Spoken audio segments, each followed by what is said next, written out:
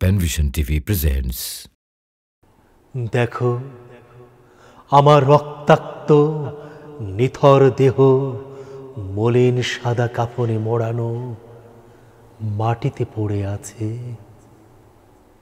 বিস্তীর্ণ সবুজ মাঠ, ফুলে ভরা জান্নাত, যার তলদেশে ঝর্ণা ধারা প্রবাহিত, তার দিকে আমি হাঁটছি। জালেমরা আমার থেকে দুনিয়া কেড়ে নিয়েছে। দুঃখ করো না, আমি তাদের আখেরাত নষ্ট করে দিয়েছি। নিশ্চয় দুঃখের পর সুখ আসে। আমিও শান্তির বাতাসে শায়িত হব, সুবাসিত বাতাস যা বেহেশত হতে আসে।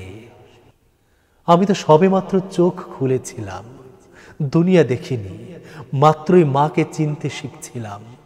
এখনো আমার ঠোঁটে মায়ের স্তনের স্পর্শ লেগে আছে, যা দ্বারা একটু আগে মা আমার ক্ষুধা মিটিয়েছেন।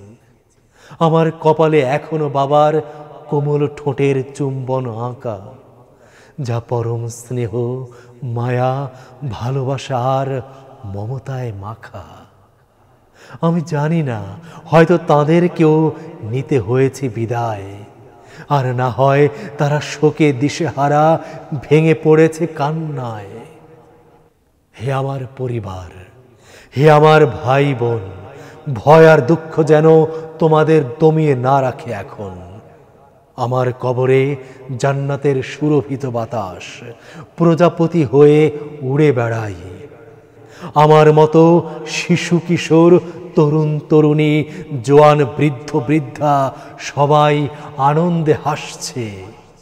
আমরা তো থাকবো কিয়ামত অবধি জান্নাতি হাওয়ায় ভেসে। আর দুর্ভোগ তো তাদের যারা আমাদের লাশে উল্লাস করছে।